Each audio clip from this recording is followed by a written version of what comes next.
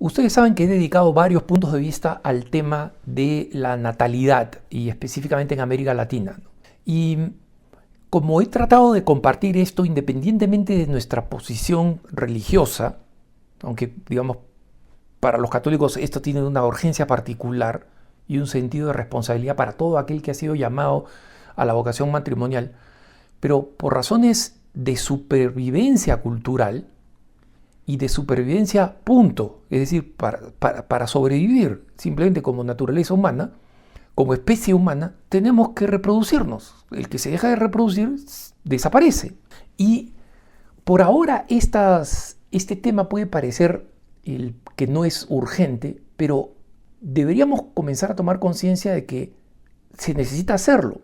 Piensen ustedes, hermanos, no hay progreso económico si no hay un relativo crecimiento poblacional. No tiene que ser una explosión. Nunca las explosiones han traído algo malo o sea, los grandes picos de población, por ejemplo en Irlanda, en Polonia, cuando habían grandes cosechas, periodos de grandes cosechas, nunca le han hecho mal al país. Las crisis económicas sí les han hecho mal al país, no las poblaciones. Y en consecuencia, la tierra nunca estuvo superpoblada, como nos quiso hacer creer varios ideólogos y el Fondo de las Naciones Unidas para la población, ¿no? Una verdadera máquina de guerra antinatalista. Se requiere de un cierto crecimiento poblacional. Eso lo dice el fundador de Alibaba en China, uno de los hombres más ricos del mundo, lo dice Elon Musk, lo decía hace mucho tiempo, cuando estaba preocupado exclusivamente de los negocios, y definitivamente es la razón por la cual muchos países que primero combatieron el crecimiento poblacional, como por ejemplo China, como por ejemplo Indonesia o Singapur, que es una ciudad-estado, ahora están haciendo lo contrario. Japón tiene un problema de crecimiento poblacional gravísimo. Actualmente, simplemente para poder mantener una economía funcionando, una economía muy próspera, porque son ingeniosos, muy trabajadores, pero no tienen reposición poblacional. Están comenzando a traer cada vez más inmigrantes en un país que era naturalmente refractario a los inmigrantes. Siempre se han considerado y han sido una cultura tan particular que no les gustaban los extranjeros, nunca les han gustado. Si vienen de turistas, ok, ¿no? Traen plata, perfecto, traen dinero, pero no los inmigrantes. Ahora los necesitan para que hagan los trabajos que hacen famoso a la industria japonesa y para que la industria japonesa siga funcionando.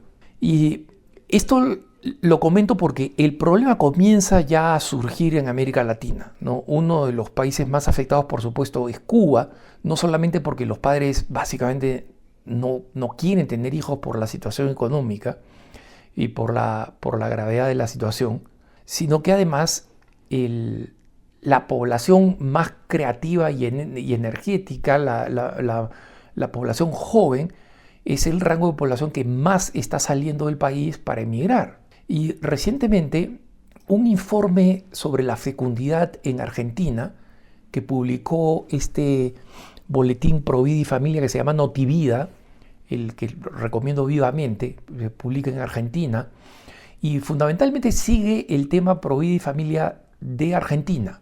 Pero es emblemático de América Latina porque la economía de Argentina, que ha estado bajo tremendos problemas por la corrupción anterior, por la inflación, etc., pero no muy distinta del resto de las economías de América Latina.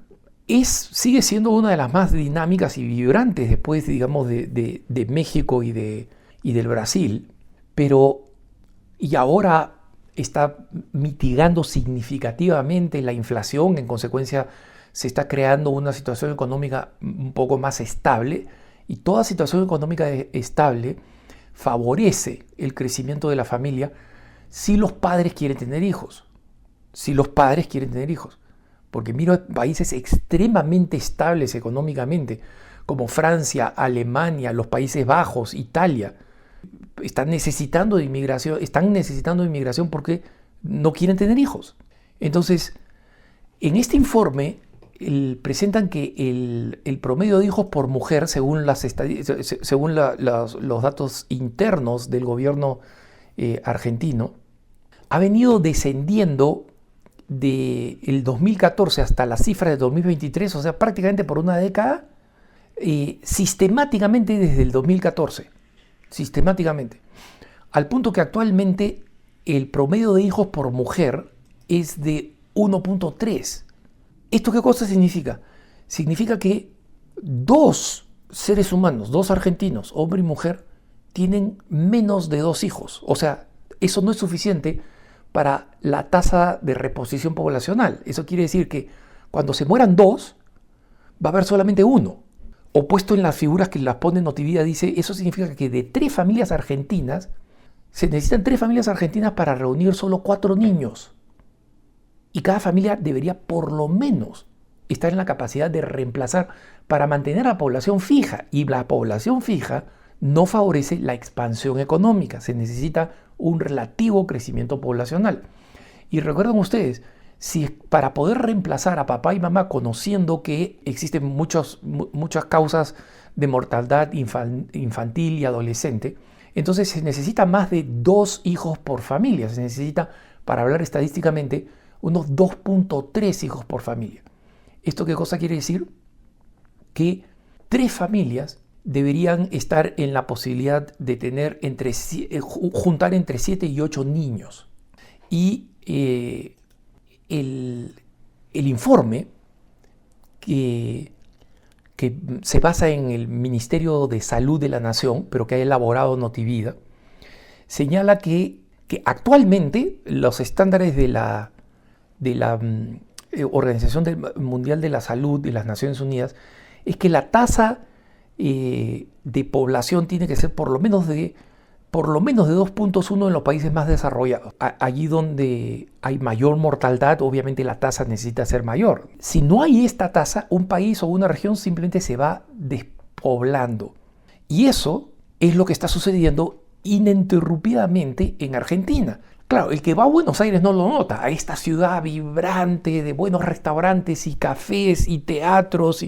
Acá hay gente, ¿no? Acá no hay ningún problema, salvo, digamos, la inestabilidad económica, todo está bien, ¿no? Y si uno va a las villas miserias, ¡uy, qué tal concentración de gente! Acá hay mucha gente. Pero no, las provincias argentinas siempre han estado subpobladas. Y actualmente existen distritos en provincias argentinas que están desapareciendo. Y hermano, nosotros sabemos que en otros países nuestros, entre la caída de la tasa poblacional y la migración, hay pueblos en regiones apartadas, en el Perú, por ejemplo, pueblos andinos que simplemente se están cerrando. Ya han dejado de existir como pueblos. Todavía son pequeños, todavía son apartados, no son importantes para la gente que se considera importante. Pero es una tendencia real. Y como está sucediendo en China, cuando la nación, cuando las autoridades políticas despiertan a esta realidad, posiblemente sea demasiado tarde. China está teniendo unas políticas de promoción del nacimiento, pero brutales. Y hace menos de 10 años tenía todavía una política del hijo único. Somos muchos. Y de pronto cuando ve que no hay chinos para trabajar en las industrias, no hay chinos para comprar productos, y eso mantiene una economía vibrante, que haya gente que produzca y que compre, que consuma. Entonces, cuando ve que ya no hay personas para realizar el labor en el campo, porque el campo, por más que se ha tecnificado mucho, sigue siendo intenso en términos de manos de obra, ¿no? Entonces, esto no es una forma en que se asegura la sostenibilidad de un continente. Y el continente en América Latina, hermanos, qué triste sería que sin haber podido desplegar nuestro potencial, porque nuestras economías siguen siendo malas, inseguras, inestables. Cada vez la influencia de la ideología de género es mayor y golpean.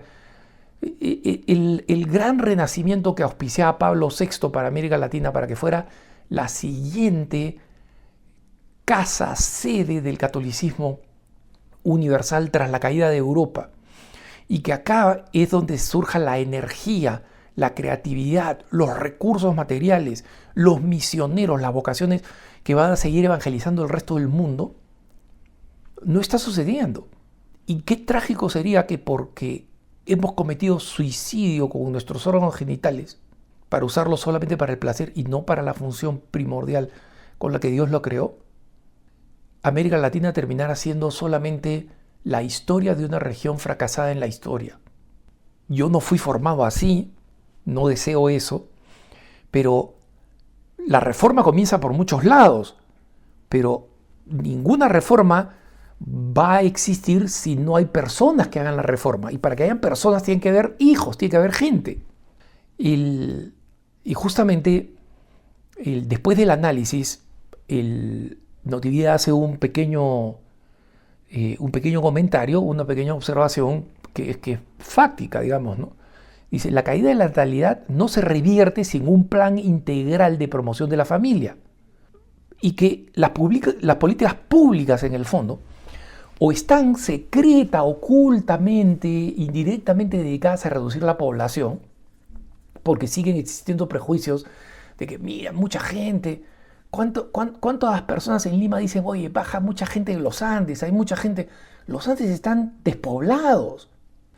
Y la razón por la que vienen es porque no hay una política para estimular el desarrollo allí donde están y estimular verdadero desarrollo allí donde están para que se puedan quedar, porque la mayoría de gente no abandona sus países o sus naciones con ganas, lo hace con pesar. Obviamente, mientras esas políticas cambian, como está sucediendo en países europeos y en Estados Unidos, los creyentes, las personas de fe, son las que están diciendo, esta es mi vocación. No dicen, voy a tener hijos para resolver los problemas del mundo. No, es porque es mi vocación. Es porque amar, criar, educar hijos, traerlos al mundo, es la vocación de la persona casada.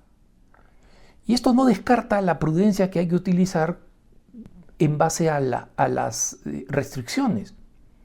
Pero entendamos que los católicos también tenemos que ser los que anunciamos un mundo distinto al mundo absolutamente materialista que se nos propone. Porque si nosotros cuando pensamos en un hijo, pensamos en toda la carrera que le vamos a tener que dar para que sean simplemente competitivos en medio del mundo, en vez de que sean un signo de contradicción, entonces por supuesto que los números no van a dar. Pero los que estamos con la edad de ser abuelos, pensemos en las familias extendidas en las que fuimos criados nosotros y cómo no habían todos los beneficios y las facilidades que supuestamente han hecho el mundo más entretenido, mejor, pero con índices muchísimo más altos de depresión, de problemas, de problemas psicológicos, de ansiedad, de síntomas obsesivos compulsivos, ¿no? Trastornos. Nunca ha habido tanto como ahora. Algo está funcionando mal.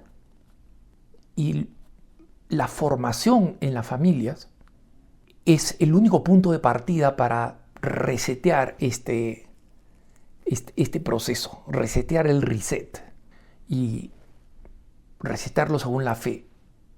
Y obviamente no hay educación de los hijos si no hay hijos. Creo que eso es bastante lógico y razonable. Que tengas un buen día.